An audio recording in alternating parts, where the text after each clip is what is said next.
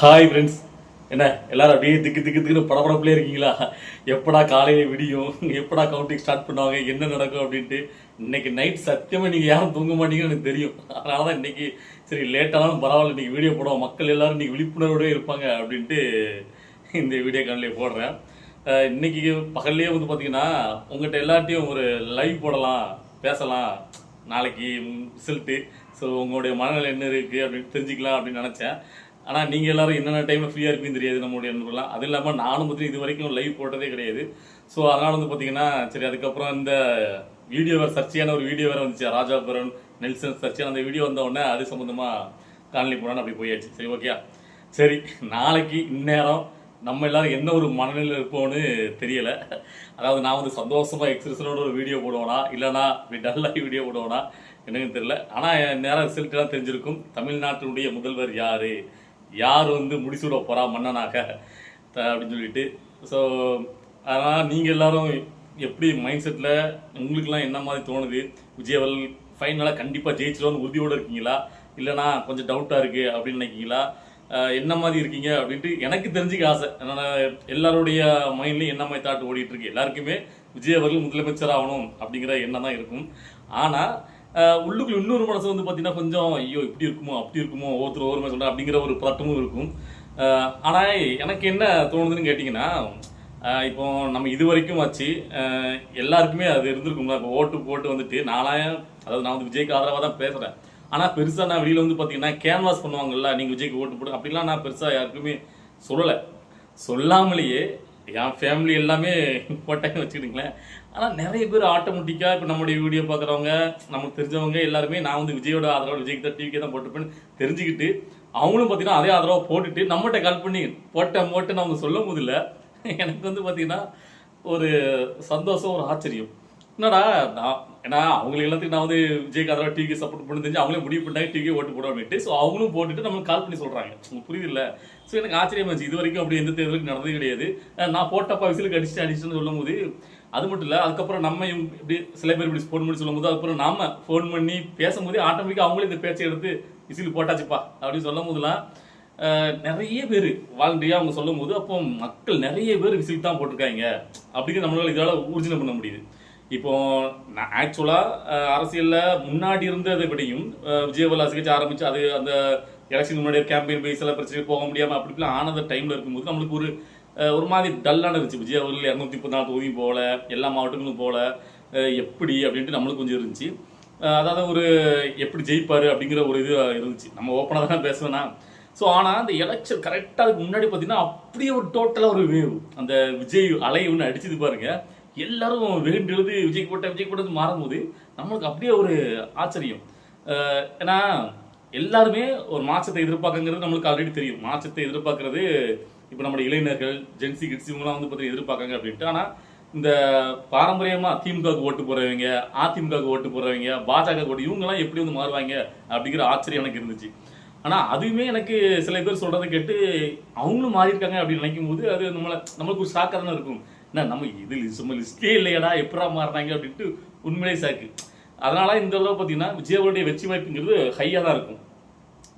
நம்ம எதிர்பார்க்காதபடி ஒரு நெகட்டிவாக ஒரு ஷேடில் ஒரு விஜய் அவர்களுக்கு ஒரு ரிசல்ட் வந்துச்சு இந்த தேர்தலில் அப்படின்னா, அப்போ அதை வந்து கண்டிப்பாக நம்ம சந்தேகிக்கப்படணும். அது வந்து உண்மையான ஜனநாயகம் இருக்க வாய்ப்பு இல்லைங்கிறத என்னுடைய ஆரம்பத்தில் இருந்து. ஏன்னா நம்ம கேட்குற இடம் யாரை கேட்டாலும் விசிலுக்கு அப்போ அவங்கெல்லாம் போட்ட ஓட்டுக்கான அந்த ரிசல்ட் நம்மளுக்கு கிடைக்கணும்ல. என்ன சொல்றீங்க? அந்த அவ்வளோ மக்களும் நான் போட்டுக்குன்னு சொல்லும் போது அப்போ அந்த மக்கள் போட்ட ஓட்டெல்லாம் எங்கே போச்சுங்கிற ஒரு கேள்வி வரும். ஸோ அப்படிங்கும்போது விஜய் அவர்கள் இந்த தடவை தேர்தலில் அதிகமான அந்த ஒரு ஒரு இடத்த பிடிப்பார் அப்படிங்கிறதுல மாற்றிக்கிறதே கிடையாது. சில பேர் சொல்லலாம், இல்லை அவர் வந்து முதலமைச்சராக ஒரு டவுட்டி இவ்வளோ தொங்கு சட்டசபை வரும், இப்படி வரும், அப்படி வரணும், ஒவ்வொருத்தரும் ஒவ்வொருத்தரும் சொல்கிறாங்க. எதுவாக இருந்தாலும் விஜய் அவர்கள் பிடிக்க போகிற இடங்கள் அது எதுவாக இருந்தாலும் அது வந்து பார்த்தீங்கன்னா ஒரு ரெக்கார்டு தான். ஏன்னா அவர் வந்து மினிமம் இதுக்கு போக மாட்டார். ஏன்னா இப்போ இருக்க லெவலில் அவர் வந்து எந்த லெவலில் அடிக்காரோ அது எல்லாமே ரெக்கார்டு தான். ஏன்னா புதுசாக ஒரு கட்சி ஆரம்பிச்சுட்டு வந்து முதல் தேர்தலையே அந்த ரெக்கார்டு வைக்கிற அளவுக்கு யாருமே வந்தது கிடையாது. இப்போ நீங்கள் பார்த்துக்கிட்டிங்கன்னா ஒரு லிஸ்ட் இருக்குது. அதில் வந்து பார்த்தீங்கன்னா இப்போ இவர் விஜயகாந்த் அவர்கள் கட்சி ஆரம்பிச்சு வந்து பார்த்தீங்கன்னா முதல் தேர்தல் அவர் மட்டும் ஜெயிச்சு 8% ஓட்டுகள் தான் அவர் வந்து வாங்கியிருக்காரு. அதுக்கு மேலே முதல் தேர்தலில் யாருமே இப்போ ரீசெண்டாக அதுக்கு முன்னாடி என்டிஆர் வந்து பார்த்தீங்கன்னா முதலமைச்சராக இருக்கார். அப்போ 40க்கு மேலே பெர்சன்டேஜ். அதே மாதிரி எம்ஜிஆர் வந்து பார்த்தீங்கன்னா முதலமைச்சர் ஆகும்போது அவர் வந்து பார்த்தீங்கன்னா 35 சம்திங் நினைக்கிறேன், அந்த அளவுக்கு பெர்சன்டேஜ் வாங்கியிருக்காரு ஓட்டு. ஸோ விஜய் அவர்கள் இப்போ கண்டிப்பாக குறைஞ்சது 20க்கு மேலே தான் எடுப்பார்னு வச்சுருக்கேன். அந்த ஓட்டு சதவீதம் அது வந்து பார்த்தீங்கன்னா ஒரு ரெக்கார்டாக தானே ஆகும். அது வந்து எனக்கு வந்து பார்த்தீங்கன்னா ஆமல்ல அப்படிங்கிறது ஒரு பிரமிப்பாகவே இருக்குது. ஸோ இன்னும் வந்து அது முழுமையடையலை. ஏன்னா நாளைக்கு என்ன ஃபைல்னு தெரிஞ்சதுக்கப்புறம் தான் அது வந்து பார்த்தீங்கன்னா ரெக்கார்டு இதெல்லாம் பத்தாது அப்படிங்கிற மாதிரி இன்னும் நம்ம எதிர்பார்த்துட்டு இருக்கோம். ஸோ என்கிட்ட சில பேர் வந்து கேட்பாங்க, எதுக்கு நீ வந்துட்டு விஜய்க்கு வந்துட்டு இவ்வளோக்குள்ள நீ சப்போர்ட் பண்ணணும், என்ன ஒரு காரணம் அப்படின்ட்டு நம்ம நிறைய தடவை அதுக்கு உண்டான அர்த்தத்தை சொல்லியிருக்கோம். இருந்தாலும் மெயினாக ஒரு காரணம் என்ன அப்படின்னு கேட்டிங்கன்னா அதை இன்றைக்கி உங்கள்கிட்ட ஷேர் பண்ணணும்னு நினைக்கிறேன். அதாவது நீங்கள் இந்த கத்தி படத்தில் டைரக்டர் ஏஆர் முருகதாஸ் அவர்கிட்ட வந்து போய் டிடி ஒரு கேள்வி இருக்கும், அதுக்கு ஒரு பயில் சொல்லியிருப்பார். அது ரீசெண்டாக பார்த்தேன். அதே என்னோட தான் என் மனசில். அதாவது விஜய் அவர்கள் உங்கள்கிட்ட என்ன பிடிச்சிருக்கு, அவர் என்ன வார்த்தை உங்களுக்கு பிடிக்கும் அப்படிங்கிற மாதிரி ஒரு சம்திங் ஒரு கேள்வி கேட்டிருப்பாங்க. அதுக்கு ஏஆர் முருகதாஸ் ஒரு பயில சொல்லியிருப்பார், இல்லைங்க அவர் கத்தி படத்தில் கிளைமேக்ஸில் பேசினார்ல அதே மாதிரி வசனத்தை அவர் நிஜமா ஸ்டேஜில் பேசணும்.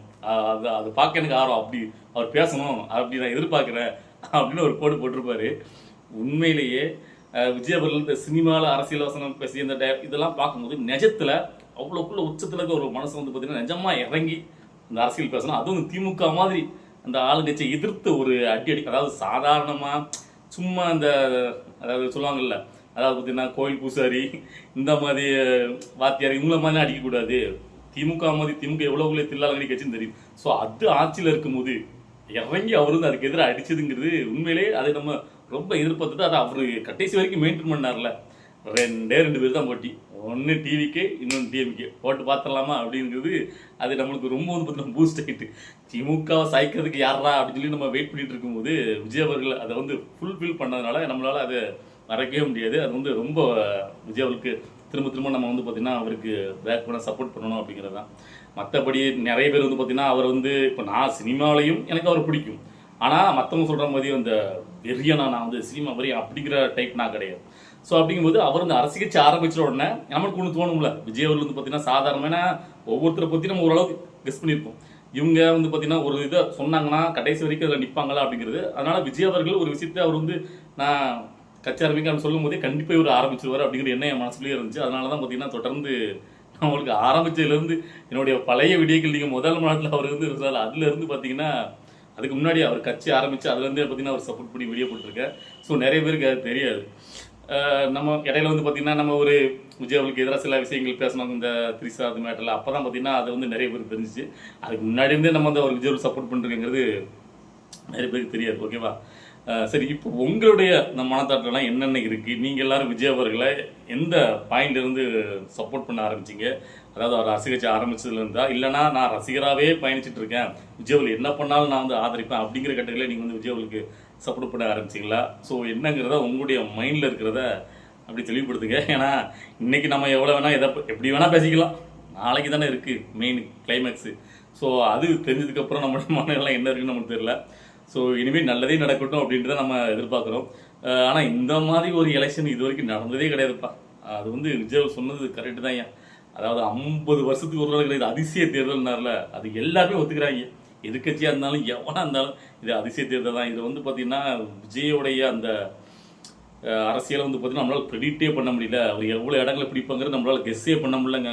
அந்த அளவுக்கு பார்த்திங்கன்னா அவர் வேற மாதிரி ஒன்று பண்ணிட்டாரு. இந்த அளவுக்குலாம் யாருக்கும் அந்த கான்ஃபிடன்ஸ் லெவலும் சரி, அந்த தைரியம், அந்த உண்மை நேர்மனு எதுவுமே அவர் முதல் மாட்டில் சொன்னதுலேருந்து எந்த இடத்துலையும் பிறலை. அதுதான் இருக்கிற ஹைலைட்டு. இன்னும் ரொம்ப கூடுதலாக நம்ம கடைசி வரைக்கும் நிற்கிறது காரணம் அவர் வந்து அதாவது எந்த ஒரு மிரட்டலுக்கும் பயப்படாமல் இந்த 60 வருஷ கட்சியான அந்த ஆலமர கட்சி அப்படி அடியோட ஒரு ஷேக் கொடுத்தாரு பாருங்க. ஆட்டாடுப்பி இருக்காங்க. நாளைக்கு மொத்தம் பிடிங்கி போடுறாரா இல்லைங்கிறது நாளைக்கு தெரியும். ஸோ அதுக்கப்புறம் இங்கே நிறைய புத்திசாலிகள், அறிவுஜீவிகள், அதாவது விஜய்க்கு ஓட்டு போட்டவங்களாம் தற்கொலிக்கலாம் அப்படின்ட்டு நிறைய பேர் சொல்லிட்டு இருக்காங்க. அதாவது விஜய் வந்து இங்கே என்னத்தை பண்ணிடுவார், அவருக்கு என்ன அரசியல் தெரியும் அப்படி இப்படின்னு.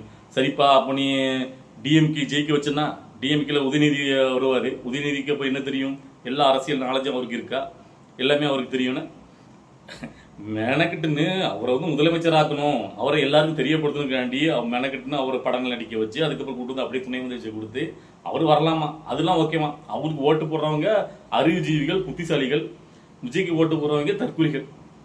என்னங்கடா உங்க லாஜிக்கு எனக்கு புரியல. அதாவது இவனுங்க வந்து கொத்தடிமையே பழகிட்டானுங்க. அதாவது மன்னராட்சி முறை மாதிரி ஒரு குடும்பமே ஆளணும், எதுக்கு முட்டு கொடுத்துட்டே இருக்கணும். என்னடா இது? இது தமிழ்நாடு தானே. தமிழ்நாட்டுல தமிழன் யாரு வேணாலும் ஆட்சி அமைக்கலாம் அப்படிங்கிற எண்ணம் உருவாக வேண்டாமா?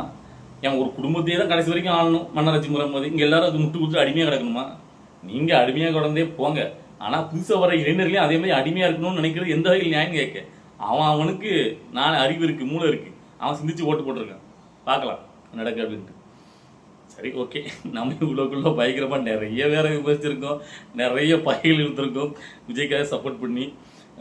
என்ன ஒன்று, அதாவது ஒரு மாற்றம் வேணும் அப்படிங்கிற ஒரு எண்ணம் தான், ஓகேவா? அதுக்காக தான். சரி, ஓகே, பார்க்கலாம். நம்ம பண்ண அதாவது நம்மளால முடிஞ்சுது.